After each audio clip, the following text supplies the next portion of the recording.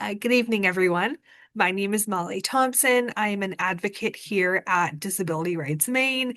It's a pleasure to be with you all this evening and talk about question one, which is on the state of Maine's referendum ballot on November 4th, 2025. So if you've received any of our presentations from Disability Rights Maine before, you are probably familiar with these slides, essentially saying, I'm not an attorney, this is not legal advice. The information that we're talking about is relevant as of today in this month. Of course, when the election is over with on November 5th, a lot of the information that we're discussing here will no longer be relevant because the election will have already happened, right? So our mission at Disability Rights Maine, I'm guessing a lot of you are familiar with, and you probably know, rates to advance justice and equality for people with disabilities in the state of Maine. So who we are. We are a national network of protection and advocacy organizations. We are Maine's only cross-disability advocacy organization, and we operate statewide. We have staff that work from Kittery to Caribou, essentially, all over the state of Maine, representing people with disabilities and making sure that your civil and constitutional rights are being enforced. So we have many priority areas. The one that I work on that we're here to discuss tonight is to, of course, ensure access to voting and the voting process in the state of Maine. We also work, across education, healthcare, employment, support services, waiver programs, any aspect, of life for a person with a disability in Maine that you could think of, there's a good chance that we're involved in it. So our services, right, a big bulk of what we do is information and referral. We get, thousands of requests for assistance a year, and unfortunately, we just don't have the staff to assist everyone. So the bulk of a lot of our work is information and referral, ensuring individuals know where to get help.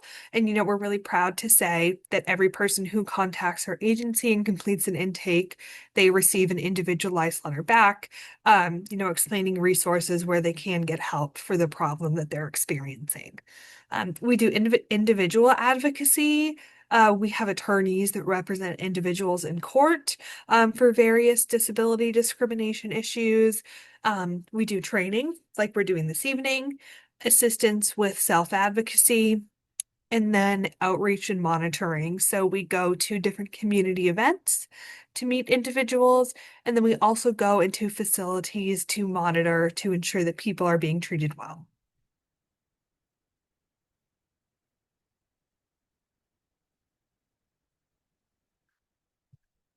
So how to request assistance.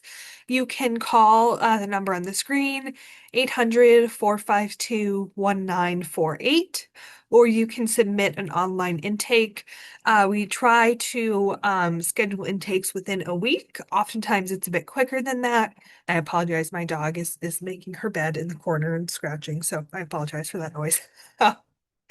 We try to get you scheduled within 1 week, and we can do it, by phone. It's about a 30-minute phone call.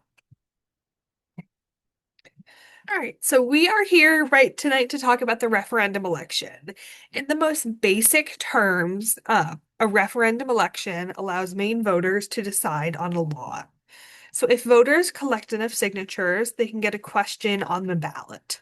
What we are voting on, it's Tuesday, November 4th. I think it's 3 weeks from today, actually, is the election. So we will be voting, on two questions. And, if a question passes, if it receives a majority of votes, it becomes the law. It's the most basic level of how referendum elections work. So what does my vote mean? So the questions, right, they can be written in a very confusing manner. It is not to deceive voters, right? But we're talking about highly technical and legal concepts. I don't know if anyone remembers maybe 2 years ago, 2023, when we had 8 questions.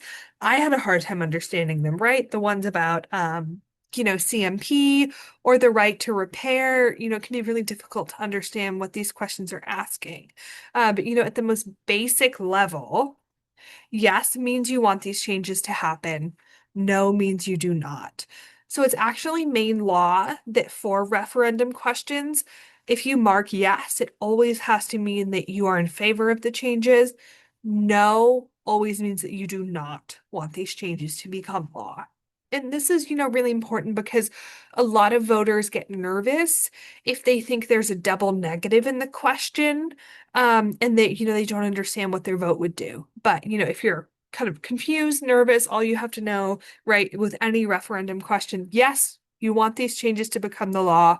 No, you do not want these changes to become the law. Okay, so here is question one, and I'll read it a bit slowly for our interpreter here so we can stay on the same page. So, do you want to change Maine election laws to eliminate 2 days of absentee voting, prohibit requests for absentee ballots by phone or family members, end ongoing absentee voter status for seniors and people with disabilities, ban prepaid postage on absentee ballot return envelopes, limit the number of drop boxes, require voters to show certain photo ID before voting, and make other changes to our elections.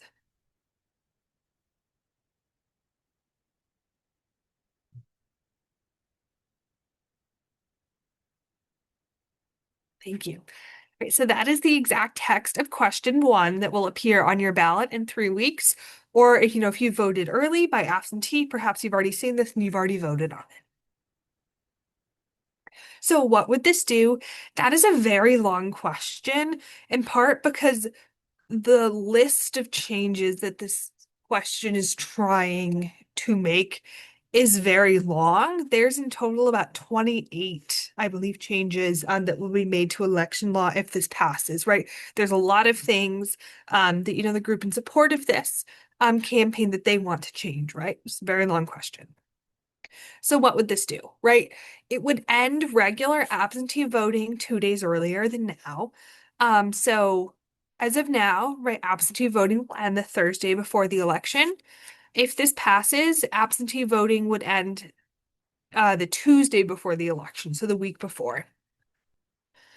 Immediate family members will not be allowed to request or deliver your ballot to you.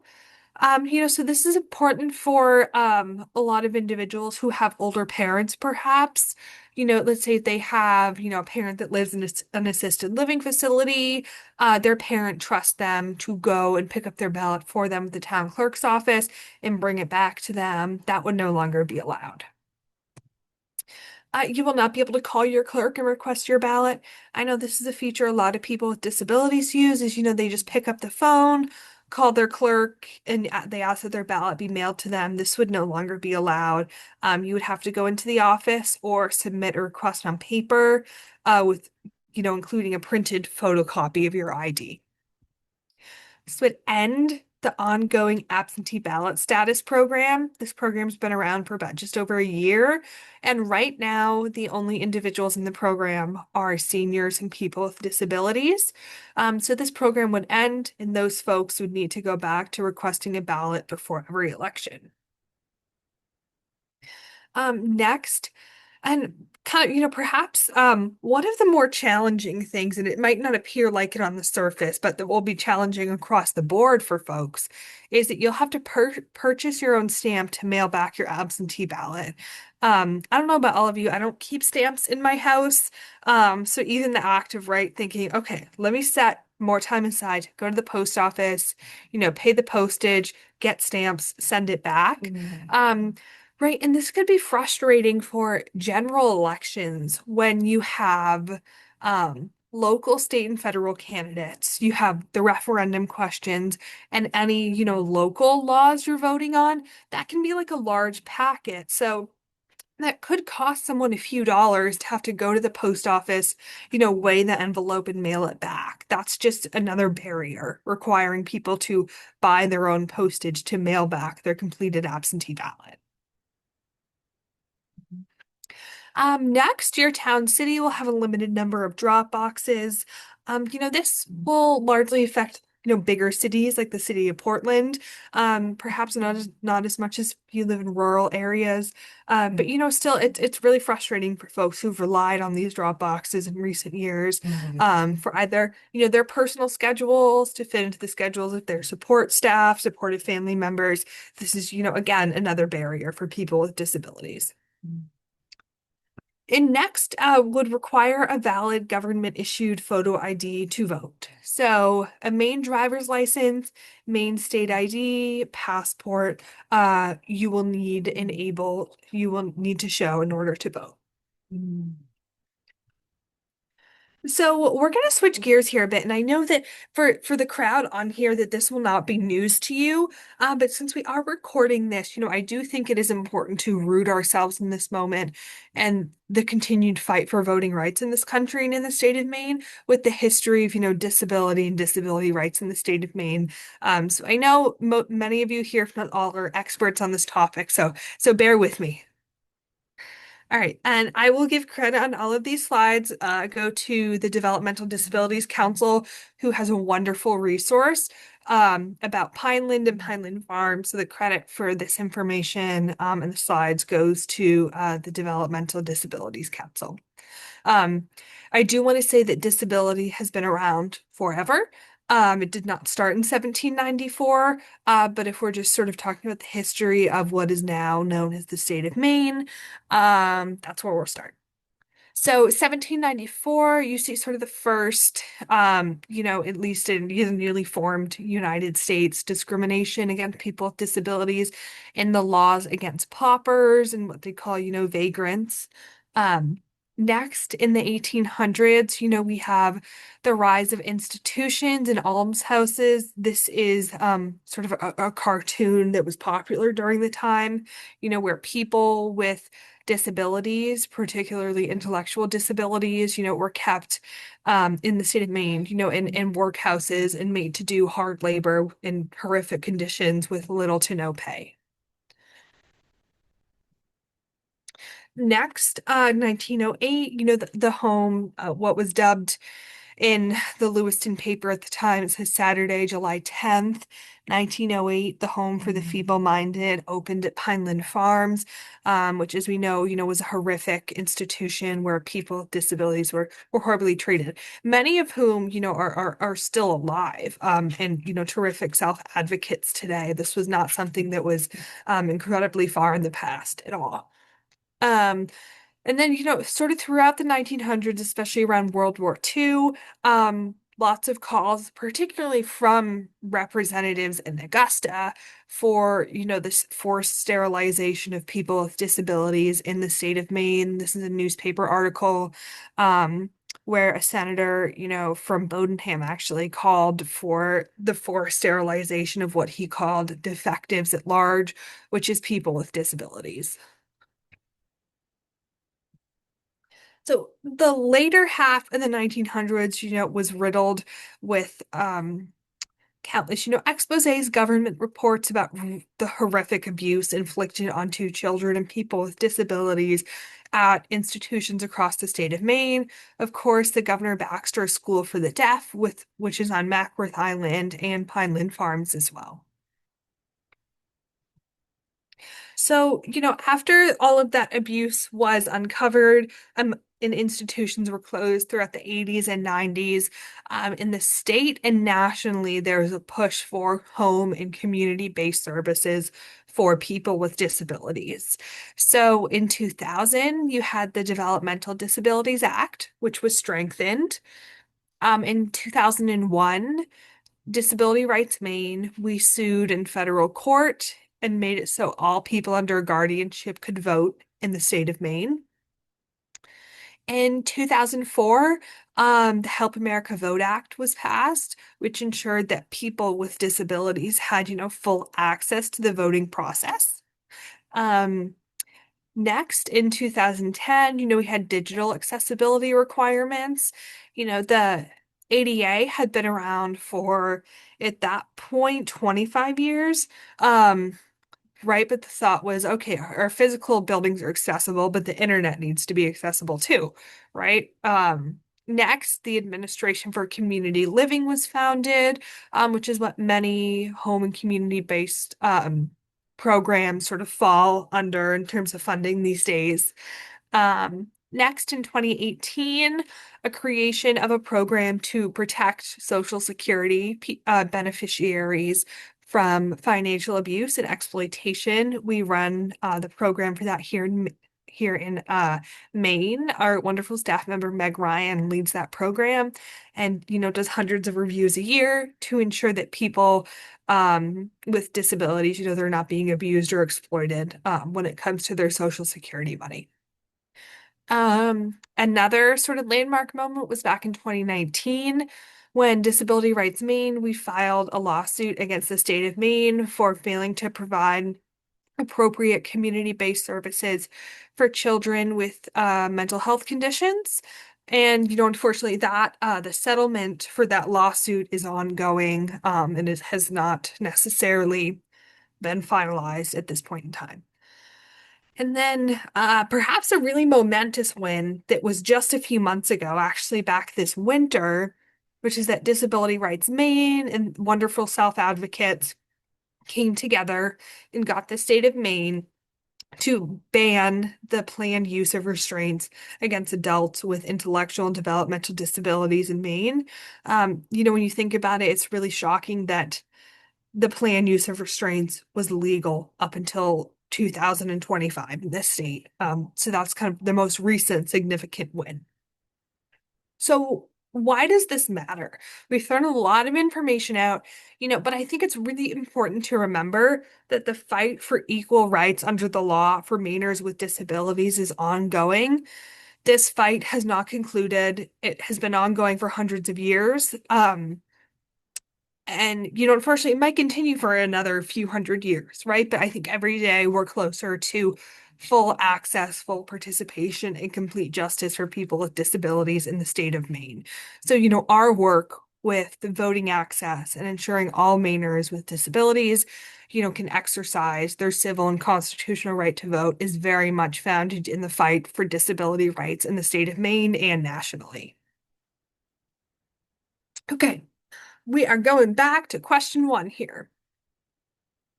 So I will just give you just a few quick examples.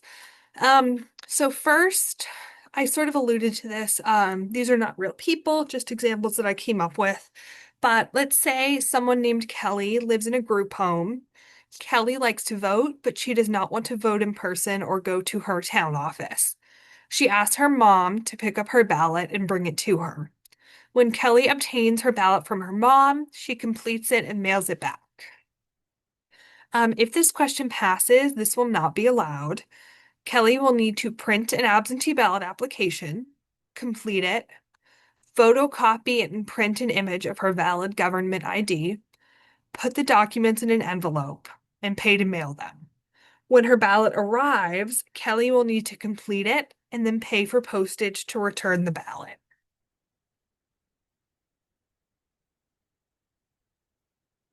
So as you can see, that just adds steps that could be difficult for many people, right? Having to go and get it or having to complete the application.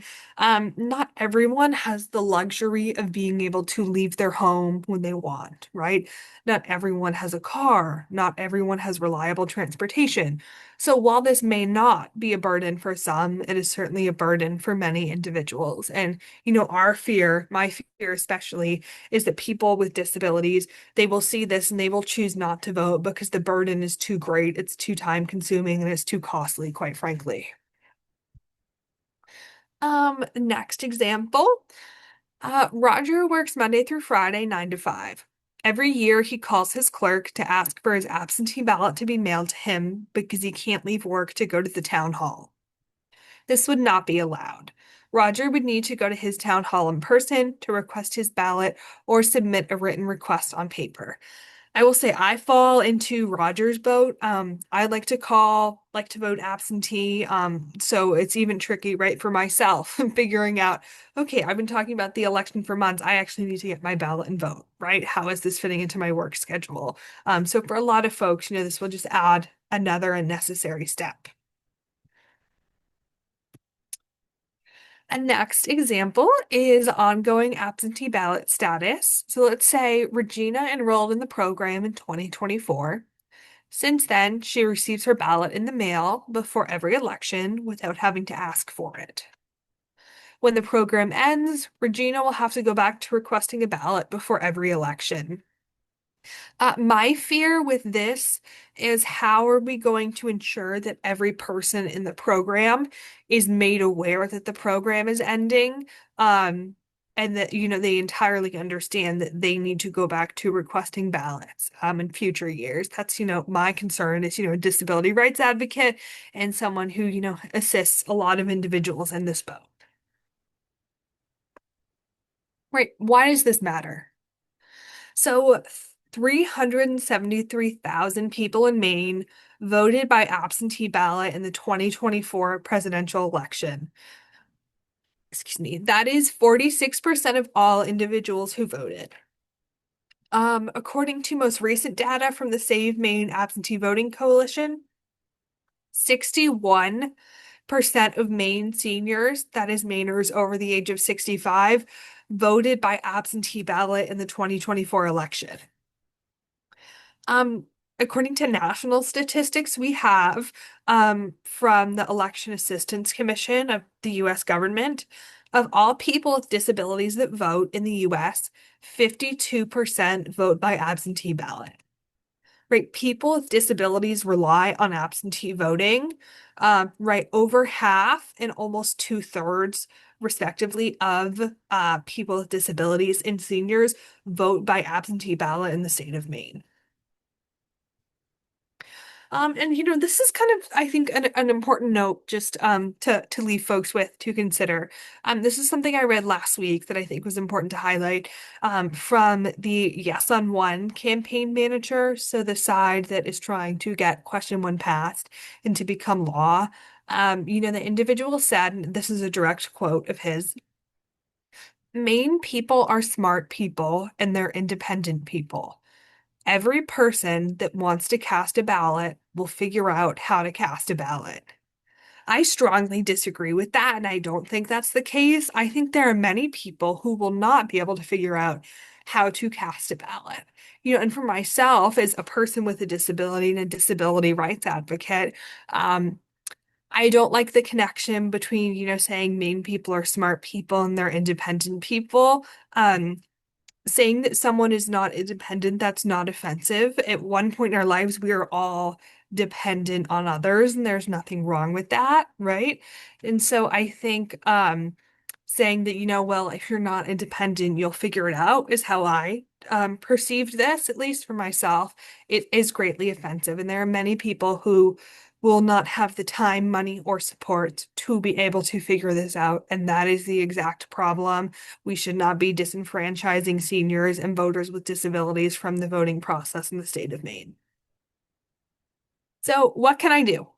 Talk to your family and friends about this. If you're passionate about the topic, write letters to your local newspaper. Most importantly, just remind people that there's an election coming up on Tuesday, November 4th. Remind your friends and family to make their plans to vote. Oh, and I beat myself to it, right? Election day is Tuesday, November 4th. You can vote in person on election day. You can also register to vote on election day. Bring proof of who you are and where you live in order to register to vote, right? To vote, you have to be a United States citizen, 18 years old on election day, and a resident of the town where you live. Next, in terms of absentee voting, request your absentee ballot now. You can vote absentee by mail, early voting, or, if you're blind or visually impaired, you can vote by the electronic absentee ballot. Okay, and get connected. And I apologize. This is a terrible graphic on my end. We will change this out for next time. It says Save Maine Absentee Voting, and it is in red and white text. Like I said, I apologize. I will get that changed for next time. But you can get connected with the Save Maine Absentee Voting group if you'd like. Okay, and here is our training survey. Please feel free to take a picture or follow the link if you would like to review this training for us. We greatly appreciate it. It's always good for us to get feedback on how you like these trainings, what you like and didn't like, if we can change anything moving forward. So thank you so much. That is all from me. I'm going to stop sharing my screen. I'm happy to take any questions in the chat if we have them.